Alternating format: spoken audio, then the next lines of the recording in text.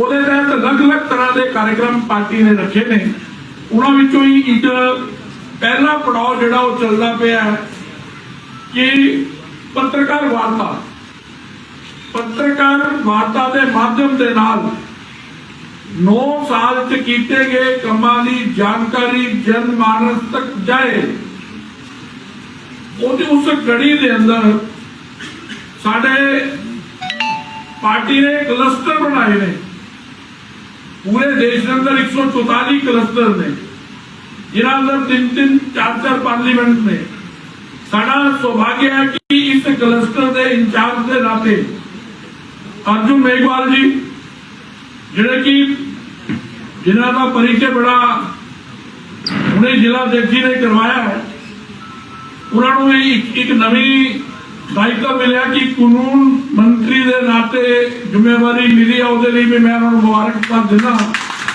और अज भी इस प्रेस वार्ता उन्होंने संबोधन करना है। मैं आप सब पत्रकारों के और उन्होंने विचकार ना रहता होया उन्होंने निवेदन करना कि आज की इस प्रेस वार्ता शुरू करन। अर्जुन मेघवाल जी। धन्यवाद अश्विनी जी। इस प्रेस वार्ता में सभी हमारे भारतीय जनता पार्टी के सम्मानित नेतागण, हमारे प्रदेश के प्रधान जी भी और जिला प्रधान जी भी, सभी प्रदेश के पदाधिकारी जी भी और सभी पत्रकार साथी। देखिए, मैं सीधा प्रेस के जो मुद्दे हैं उन पे आपसे चर्चा करना चाहता हूँ।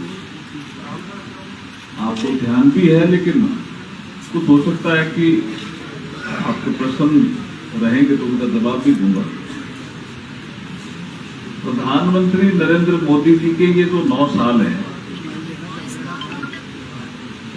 ये बेमिसाल 9 साल बेमिसाल हम कह रहे हैं, और उसके कहने के कुछ रीजन हैं। जैसे कोई भी योजना हो,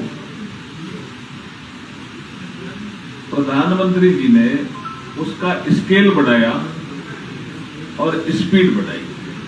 you have to understand the scale and speed. इसलिए इतने मकान बन गए। जैसे एक उदाहरण देकर समझाता हूं। कोई जिनके कच्चे घर थे उनके पक्के मकान बनाने की नरेंद्र मोदी जी से आने से पहले कोई योजना नहीं थी, ऐसा नहीं था। योजना थी, उसका नाम था इंदिरा आवास। उसमें राशि मिलती थी शुरू में 17,000, फिर 25,000, बाद में 50,000 किया, जिसमें भी 43,000 देते थे। 7,000 पर्यावरण पेड़ लगाने के लिए देते थे। प्रधानमंत्री मोदी जी आए, पीएम आवास हुआ। पीएम आवास में सीधा राशि बढ़ी 1.5 लाख, कुछ राज्यों में 2.5 लाख। तो इसका मतलब, और टारगेट भी क्या, पहले इंदिरा आवास में 2 या 3 ग्राम पंचायत में टारगेट आते थे। यहाँ 100 टारगेट, 200 टारगेट, किसी ग्राम पंचायत में 400 टारगेट। स्केल भी बढ़ाया, स्पीड भी बढ़ाई, इसलिए करीब 4 करोड़ मकान बन गए। Otherwise it is not possible कि अगर ये मॉनिटरिंग प्रॉपर नहीं हो, स्केल नहीं बढ़े, स्पीड नहीं बढ़े, तो ये संभव नहीं है। लाल किले की प्राचीर से उन्होंने बोला 2014 में कि शौचालय बहुत महत्वपूर्ण है। बहुत से उन लोगों ने मजाक उड़ाई। हम पीछे मुड़कर देखते हैं तो शौचालय वाले बिंदु पे बहुत से लोगों ने उसकी मजाक उड़ाई। मुझे भी, मैं जब मैं पार्लियामेंट में उस समय चीफ व्हिप था पार्टी का, तो लोग कहते थे कि ऐसा थोड़ी है, हमारे यहाँ योजना नहीं थी। हमारे भी योजना थी। कोई 10 करोड़ टॉयलेट बढ़ते हैं क्या? बोला ठीक है यार मोदी जी, हम 50-60 लाख बनाते थे तो वो 1 करोड़ बोल दो, तो 10 करोड़ टॉयलेट बढ़ते हैं क्या? ये संभव ही नहीं है, ऐसा कहते थे। और मैंने सुना भी है, कांग्रेस के सीनियर लीडर जो मंत्री रहे वो बोलते थे। आज जब हम देखते हैं आफ्टर कंप्लीशन ऑफ 9 ईयर तो 11.5 करोड़ टॉयलेट बन गए। जी, just see the scale. And see the speed. तो अगर किसी भी योजना को अपन लेंगे तो उन्होंने पहला उनका जो थंब रूल जिसको बोल दीजिए, स्केल बढ़ाया और स्पीड बढ़ाई। दूसरा उनका एक नियम था, या उन्होंने अपने 9 सालों में करके दिखाया कि भाई उद्घाटन शिलान्यास किसी ने किया। प्रधानमंत्री इस देश के जो पहले रहे उन्होंने शिलान्यास किया। इवन रेलवे के कई प्रोजेक्ट ऐसे थे जिसमें मिसेस सोनिया गांधी ने शिलान्यास किया, लेकिन वो पूरे नहीं हुए। तो उन्होंने एक संस्था विकसित की जिसका नाम है प्रगति, और उसमें खुद समीक्षा करते थे कि भाई इरिगेशन का प्रोजेक्ट है, ये क्यों नहीं पूरा हो रहा है। तो उन्होंने कहा साहब इसमें पैसा कम हुआ है, ठेकेदार भाग गया, पैसा नहीं मिल रहा है, मॉनिटरिंग नहीं हुई। रेलवे का एक ऐसा प्रोजेक्ट था जिसका श्रीमती सोनिया गांधी ने शिलान्यास किया, लालू जी भी रह गए, ममता बनर्जी भी रह गए, कई लोग रह गए, नहीं पूरा हुआ। इन्होंने हाथ में लिया, इनका देश का प्रोजेक्ट है। तो ये जो विजन है इनका कि अगर किसी सरकार ने कोई अच्छा प्रोजेक्ट हाथ में लिया है और वो देश हित में है तो उसमें राजनीति नहीं होनी चाहिए, उसको पूरा होना चाहिए। अब आप सोचोगे कि इतना पैसा कैसे आया, कहां से आया। इसमें जो पैसा उन्होंने बचाया उसका एक बड़ा कारण है डीबीटी, डायरेक्ट बेनिफिट ट्रांसफर। आप ऐसे ऐसे केस देखेंगे तो फर्जी पेंशन ले रहे थे, फर्जी राशन ले रहे थे, लेकिन काटे कौन। कई राज्यों में ऐसे केस आए कि जिसमें नौकरी भी किसी की गलत लगी, उसका डेथ सर्टिफिकेट भी गलत बना, अनुकंपा नियुक्ति भी गलत हो गई, और वो पेंशन ले रिटायर हो गए, कई साल हो गए। जैसे आधार इनेबलिंग से टेक्नोलॉजिकल अपग्रेडेशन किया और डीबीटी से ट्रांसफर करने लगे पेंशन, आपने देखा होगा राशन में भी बहुत सुधार किया। तो उनको लगा कि तो राशन इनका नाम ही नहीं है, ये तो फर्जी बैठे, तो कट गए।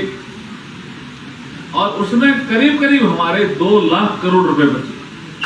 स्मॉल अमाउंट तो नहीं है, ये बड़ा अमाउंट है जो फर्जी लोग ले रहे थे। They are not eligible to get it, लेकिन ले रहे थे।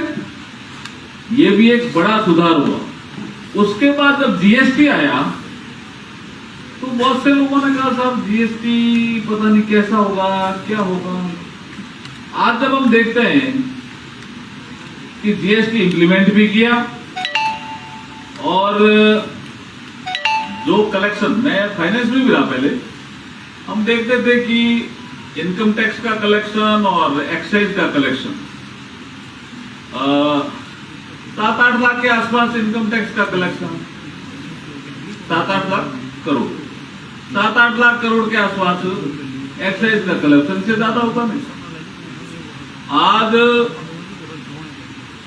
जीएसटी कलेक्शन, जिसको हम एक्साइज और ये सब मिला के कह सकते हैं, जहां 7-8 लाख करोड़ था वो आज 18 लाख करोड़ हो गया है। देश तो वही है ना।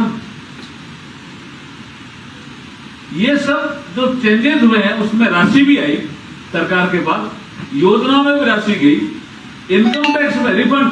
आप 2014 से पहले देखिए, आप बहुत से लोगों का इनकम टैक्स का रिफंड का विषय था। चार्टेड अकाउंटेंट जाकर के इनकम टैक्स में जाता था कि साहब मेरा गलती से ज्यादा जमा हो गया, मेरे 50,000 रिफंड करो। तो वो कहते अच्छा, ये साहब हमें तो क्या करना है, बताओ। अब इसमें करप्शन भी इन्वॉल्व था। अब जैसे ही रिफंड को हमने ऑनलाइन किया तो घर बैठे रिफंड आने लग गया। ये सुधार भी है सिस्टम में। किसी को किसी दफ्तर में जाने की जरूरत नहीं है, डिजिटल प्लेटफॉर्म दे दिया। कि गलती से इसमें क्या था कि ऑनलाइन आप रिटर्न तो भर सकते थे, लेकिन रिफंड ऑनलाइन नहीं आता था। तो प्रधानमंत्री जी ने कहा it should be both way. जब आप रिटर्न ऑनलाइन भर सकते हो इनकम टैक्स की और किसी ने गलती से ज्यादा भर दिया तो रिटर्न भी ऑनलाइन होना चाहिए ना, उसके लिए मैनुअली क्यों, फिजिकल क्यों? ये सब इंप्रूवमेंट इसलिए बता रहा हूं कि ये कई बार लोग भूल जाते हैं और अब घर बैठे रिफंड आ रहा है। इनकम टैक्स में जिसके भी रिफंड लेना है उसको दफ्तर जाने की जरूरत नहीं है। पासपोर्ट आपके यहाँ पंजाब में तो काफी लोग लेते थे, पासपोर्ट ऑफिस जाओ, परेशानी। पोस्ट ऑफिस को पासपोर्ट ऑफिस बना दिया, कितनी बड़ी संख्या में पोस्ट ऑफिस को पासपोर्ट ऑफिस को कन्वर्ट किया होगा। तो ये जो प्रधानमंत्री जी ने स्केल भी बढ़ाया, स्पीड भी बढ़ाई, इससे नागरिकों में ईज ऑफ लिविंग हुआ। ईज ऑफ लिविंग का मतलब उनको बहुत परेशानियां होती थी नागरिक सुविधाओं के लिए, उसमें उनको बहुत आसानी होने लग गई, ये नागरिक महसूस करते हैं। ईज ऑफ डूइंग बिजनेस में भी छलांग लगाई भारत ने, इसलिए ही तो इकोनॉमी की साइड जिस इंग्लैंड ने हमारे पे शासन किया, हम उसकी इकोनॉमी को पछाड़ करके 5वें नंबर पे आ गए, इंग्लैंड 6ठे नंबर पे है संसार में। इसकी तो तारीफ करनी पड़ेगी ना भाई। इकोनॉमी की साइड इतनी बड़ी, ये सब ईज ऑफ डूइंग बिजनेस के कारण, एक्सपोर्ट बड़ा, मैन्युफैक्चरिंग हब, कल परसों ही रिपोर्ट आई, आपने देखा होगा। और कोविड जैसी महामारी में देश संकट में था, फिर भी इकोनॉमिक रिफॉर्म लगातार प्रधानमंत्री जी करते रहे और अपने देश में भी नागरिकों को बचाया, दूसरे देश के नागरिकों को भी मानवता के नाते सेवा की। अभी आपने देखा होगा प्रधानमंत्री जी 3 देशों की यात्रा में जब गए, जापान, पापुआ न्यू गिनी और ऑस्ट्रेलिया, तो वो ऐसा मेरे ख्याल में तो पहला ही उदाहरण है कि किसी देश का प्रधानमंत्री भारत के प्रधानमंत्री के पांव छू रहा ओपनली। उस देश में भी आलोचना उसकी, उन्होंने कहा क्या किया आपने? You are a sovereign country, India is also sovereign country. Protocol तोड़ करके आप गए अलग बात है, लेकिन उसका जो जवाब है वो कितना जोरदार है। उसने कहा हम आइलैंड जैसे देश है, हमारी 1 करोड़ जनसंख्या है, कोविड आया जैसे एक टापू है उसमें 10,000 लोग हैं, फिर 20 किलोमीटर समुद्र है, फिर एक टापू है, फिर वहां 20,000 है, तो ऐसे हमारा फैला हुआ देश था। मैंने कई देशों से बात की, उसके प्रधानमंत्री का टीवी पे वीडियो है, हर देश ने मना किया कि दवाई हमारे पास नहीं है, he can not send you. तो जैसे ही मैंने नरेंद्र मोदी जी से बात की, उन्होंने कहा आपको कितनी दवाई चाहिए और कब चाहिए, दूसरे दिन ही हवाई जहाज से दवाई आ गई, तो हमें रिलीफ मिली। फिर सेकंड में वही टीके का विषय है, मैंने बहुत से देशों से बात की, बड़े बड़े देश, उन्होंने कहा कि हम भी टीका हम अभी लगाएंगे पहले हमारे नागरिकों का। हमारा वो टीका तब तक उसमें था टेस्टिंग में। तो प्रधानमंत्री जी से बात उनकी हुई तो उन्होंने कहा कब तक चाहिए आपको? बोला साहब 15 दिन में भेज दो तो ठीक है। उन्होंने टीका भी भेजा तो उन्होंने कहा ये नरेंद्र मोदी खाली भारत के प्रधानमंत्री नहीं है, मेरे लिए गुरु है। तो जैसे किसी ने कहा कि भाई यू आर ए क्रिश्चियन या समथिंग, क्या गुरु कैसे कहा आपने? गुरु का मतलब क्या? तो वो बोल रहा है कि इंडियन कल्चर में गुरु उसको कहते हैं, गु मने अंधेरा, रू मने प्रकाश। जो अंधेरे में प्रकाश करे उसका नाम गुरु है। मेरे देश में तो अंधेरा छा गया था और प्रकाश किसने किया? तो नरेंद्र मोदी ने किया, इसलिए वो मेरे गुरु हैं, इसलिए मेरे पांव छुए और फिर चुप हो गए, डिबेट बंद हो गई। तो ये तो भारत का मान सम्मान भी हर जगह बढ़ाया, ये साधारण विषय नहीं है। कोई बड़ा देश, सक्षम देश मोदी जी को वीजा भी नहीं दे रहा था, अब उस देश के राष्ट्रपति कह रहे मोदी जी आपका ऑटोग्राफ चाहिए। ये 9 साल के चेंज है। ये 9 साल में आपको विदेश नीति का भी चेंज नजर आ रहा है, देश का मान सम्मान बड़ा चेंज। यहाँ की अगर मैं बात करूं तो ये आपका देखिए करतारपुर कॉरिडोर, ये कितने समय से पेंडिंग रहा होगा, देश आजाद हुआ तब से ये डिमांड थी, लेकिन ये किया नरेंद्र मोदी जी ने पूरा किया। मैं संस्कृति मंत्रालय में हूं, वीर तेग बहादुर जी का लाल किले पे जो जो डिस्प्ले हुआ, क्या बहादुरी का काम उन्होंने किया था, किस तरह से किया वो लाल किले पे, उसी लाल किले पे। ये सब चीजें लोग धीरे धीरे याद कराने के लिए ये भारतीय जनता पार्टी ने प्रोग्राम लिया कि ये कोई छोटी चीजें नहीं थी जिनको उन्होंने करके पूरा किया। मैं अभी कानून मंत्रालय का, जैसे आप कह रहे हो कि जिम्मा दिया, 1500 से ज्यादा कानून समाप्त कर दिए जो नागरिकों के लिए छोटे छोटे परेशानी के कारण थे। उनकी पालना तो होती नहीं थी लेकिन कानून बने हुए थे। जैसे कोर्ट में ग्रो नहीं कर सकते आप बिना परमिशन के, कोई बात हुई क्या? ऐसे बहुत से कानून थे। रेलवे स्टेशन है, आप रेलवे स्टेशन पे ये नहीं कर सकते, ये नहीं कर सकते, पालना तो होती नहीं थी लेकिन कोई स्टेशन मास्टर ऐसा आ जाता था तो वो जुर्माना ठोक देता था कि आपके 500 रुपए जुर्माना है। अब ये सारे ऐसे कानून समाप्त कर दिए, 1500 से ज्यादा। ये छोटी चीज नहीं है। और अब जन विश्वास हम लेकर के आ रहे हैं कि उसको सेल्फ अटेस्टेशन, कोई नोटरी की जरूरत नहीं, वो लिख के दे देगा मेरे बात ठीक है। जैसे वेट्स एंड मेजर का ही बताता हूं मैं, नाप तोल के लिए बात रखते हैं, व्यापारी को तंग करना है तो तेने निकाल लिया से कम रह गया, चलो पेनल्टी दे दो जेल। अब उसका सेल्फ अटेस्टेशन मेरे बात ठीक है, वही सफिशिएंट है। हाँ नहीं ठीक हुए तो वो कानून अलग काम करेगा, लेकिन पहले विश्वास ही नहीं था उसका कहने का। तो नागरिकों में एक भावना आई कि भाई ये एक ऐसी सरकार है जो हमारे जीवन को इजी कर रही है। यहाँ मुझे बताया गया कि दीनानगर रेलवे का फ्लाईओवर भी बन गया है, बन रहा है। एक ये भी बताया कि एक कटरा से दिल्ली तक का एक हाईवे बन रहा है।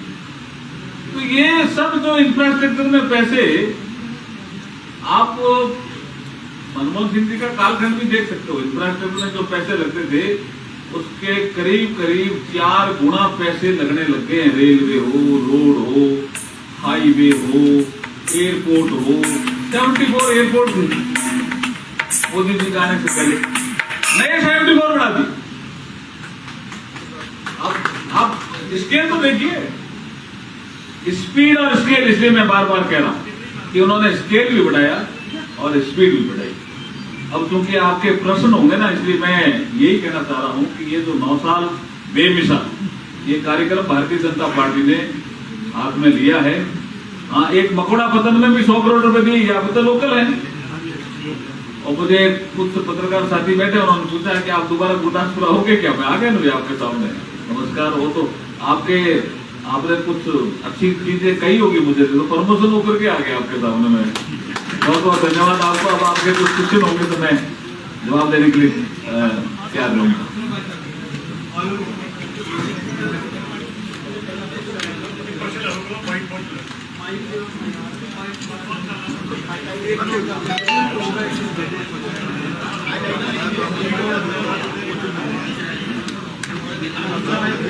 अच्छा, करना ही नहीं तो सीधा बाइट ही है क्या?